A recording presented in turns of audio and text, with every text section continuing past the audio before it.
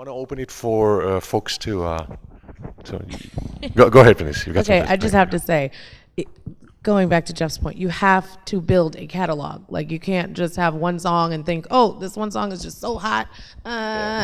No, in order to even have a real conversation with someone, you've got to do a litmus test of where your music is, because obviously you want a catalog, but of hits, not like, mediocre music. But you've got to be able to deliver and follow up and just have that content, because content is king. Right, content is king, and there's so many opportunities for all of the entrepreneurs in the room, as you can see, to find opportunities, business opportunities in the industry right now, because we are going through such a paradigm shift.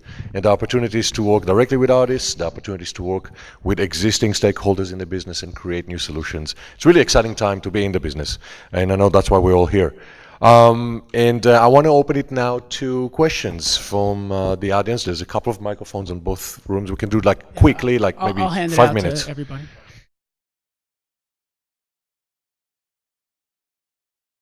I had a question, and I also wanted to give a piece of advice from personal experience. I had a meeting with Peniece. I'm gonna share without being in depth. I had a meeting with you about a month ago about, I have my own independent record label, but I started out as a music producer.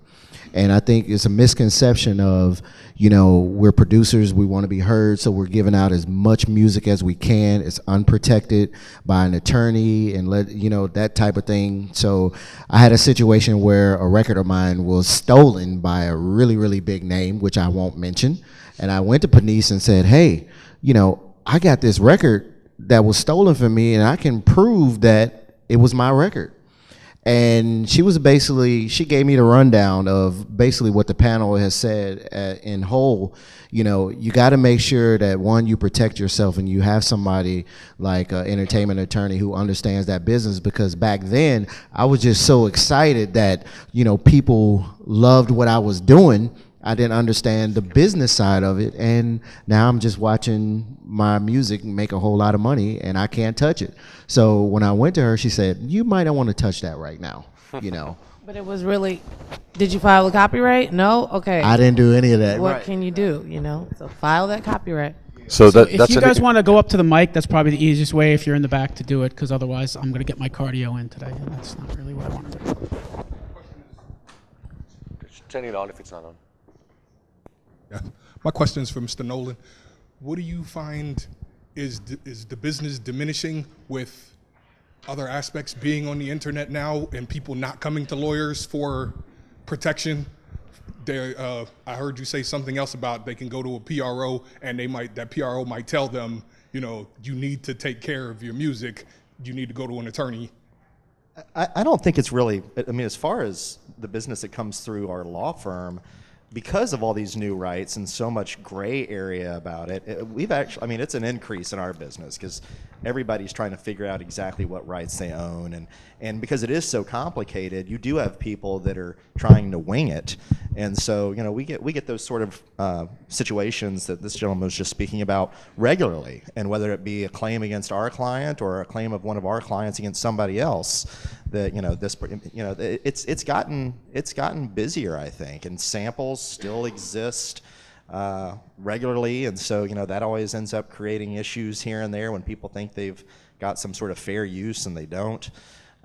So I think that all of these other revenue streams, while a lot has been made of the river of nickels and how there's not as much money coming in from one source, it's kind of all over the place. That's actually made our work increase as well. That's basically what your entire job is, because there are so many different avenues of revenue that can be earned. But we have to monitor all of that, and it does make it very tedious, because I don't know how many of you have actually seen a accounting statement from one of these streaming services, but man, is that a lot of information.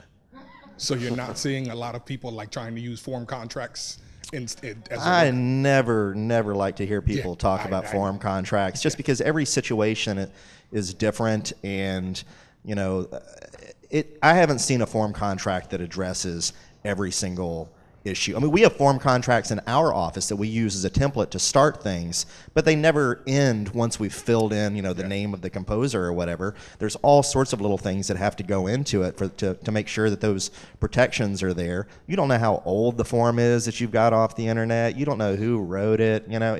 I just wouldn't go that route. And generally speaking, there are attorneys out there. There's a lot of entertainment attorneys out there and people that want to practice entertainment law, and some that have more experience than others, but you can always find somebody that's going to help you out, and hopefully at a reasonable price. There's a lot of people that charge crazy amounts out there, but Oh no, I want to be. hopefully at a reasonable I want to be an price. entertainment attorney. Yeah. So, Thank you. thank you.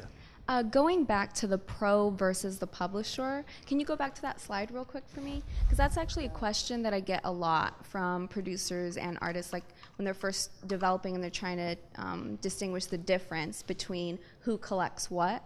So if you guys can I'm just going to jot down these notes and then just emphasize the differences. Okay, cool. So a PRO specifically does performing rights royalties, performance royalties. A publisher is going to be responsible for collecting all of them. And that's literally the difference. A publisher is responsible for two things: exploiting the catalog, collecting the royalties. That's it. They're not responsible for booking you gigs or looking over your law contracts. That's what you call Shawn for. Okay. Right. Cool. Great. Thank you. Yep. How you doing? I don't know if you can hear me, but our company is launching a streaming app in first quarter of 2014, and we're currently reviewing the blanket agreements from all the PROs. And the one thing that we see throughout is they ask for a percentage of total revenue. But what happens if, as we grow, we start to generate revenue outside of the streaming of the content? Are the PROs still entitled to that? Because that's what I just wanted clarity on that. Okay. So a PRO is not even, we're not saying, hey, okay, this is how much you make, we're taking 10%. It's really we have two sides, a licensing side and a creative side. The licensing side, they license the hotels, the arenas, the businesses. That is where PROs make their money. And then on the creative side, as the creators register their songs and get them played at radio, there's different formulas for payouts. So when it's radio, it's like, what's the weight of the station? What's your percentage of the song? And then when it's television, it's like, what day part? When was it played? What's your percentage of the song? What's the weight of the network? Nothing from iTunes. That's a mechanical royalty. Right. So when it says a percentage of total revenue, it just means total revenue from just the distribution of the streaming of that music, not so much total revenue of the company. It's a contract that you're looking at from a PRO? Yeah, it's a blanket agreement that we got one from SESAC, ASCAP, and BMI. And Because you're doing streaming. What's That's that? why. Because you're doing streaming Yes. of music, and therefore PRO applies just to the streaming piece. Okay, so you're getting the license. You're like being licensed. You're not talking about like No, you're a we're songwriter. being given the license. Okay. I was just curious. It asks for a percentage of total revenue, and I was saying, well, what about our total revenue for things that are not related to the distribution of this music? Right. So we're not taking a percentage of something that has nothing to do with Okay. your performing your blanket license. You know what I mean? Okay. Like I said, I was just wanting clarity because it does say total revenue, and that made me a little bit It usually, from what you can maybe comment on that, Shawn. It should be. Yeah, it should be the revenue attributed to music. If you're separately selling shoes, which has nothing to do with it, and you're not using music in the shoes section of the application, then you should not share in the revenue from I shoes. just wanted to ask since we were here. Yeah. Actually, Ping just mentioned this. You just need to figure out what your definition of revenue is in that Yeah. contract. I mean, that's the key. But it should just be streaming revenue, I would presume. Yeah, you need a lawyer, man. I want to add something quickly about performance royalties and mechanical royalties. That because, as I'm sure that in your job you get all the time, there's a lot of confusion about what's what. At its most basic level, if you experience it but don't own it, it's a performance royalty.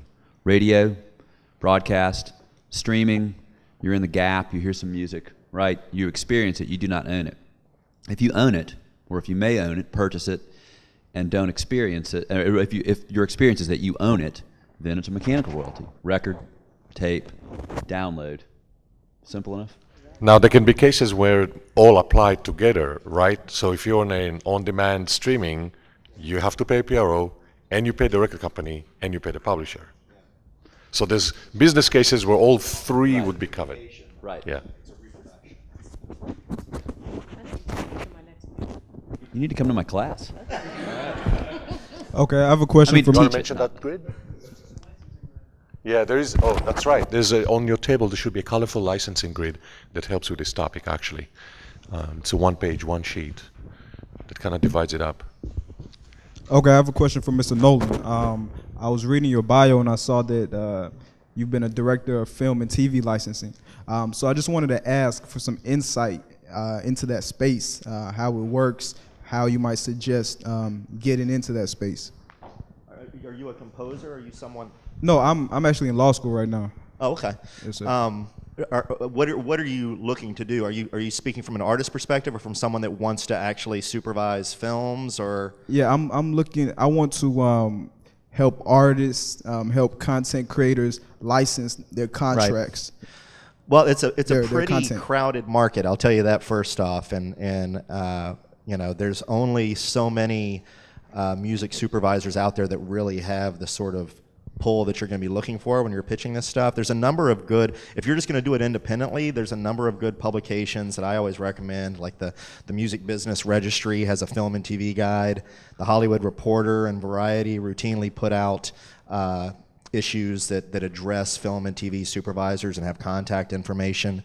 You want to make it easy for the supervisor to hear your music, and you want to educate yourself about the various rights that exist, whether it be like a background vocal use or a featured use or an end credit use. You want to get used to the language and the vernacular that's used in that industry, so that when you are speaking to someone, when you finally get that big supervisor on the phone, you can speak with them intelligently about what you're trying to accomplish with them, and they'll continue taking your calls because they don't want to have to educate you to like what their circumstances are. Don't go to a supervisor who's known for instance, Joel Hyde does all the Tyler Perry movies. You know, you're not going to want to go to him with probably a bunch of experimental rock music for a Tyler Perry movie. You know, so you gotta know the person too. I used to say this all the time when I was doing that. I was the last person in every movie theater for every film that I went to see. I was the last person because I'd go through and I'd look for the music supervisor information, and people would be like, "Why are you know, it's over." And I was that guy, and so my kids hate me now because I still do it.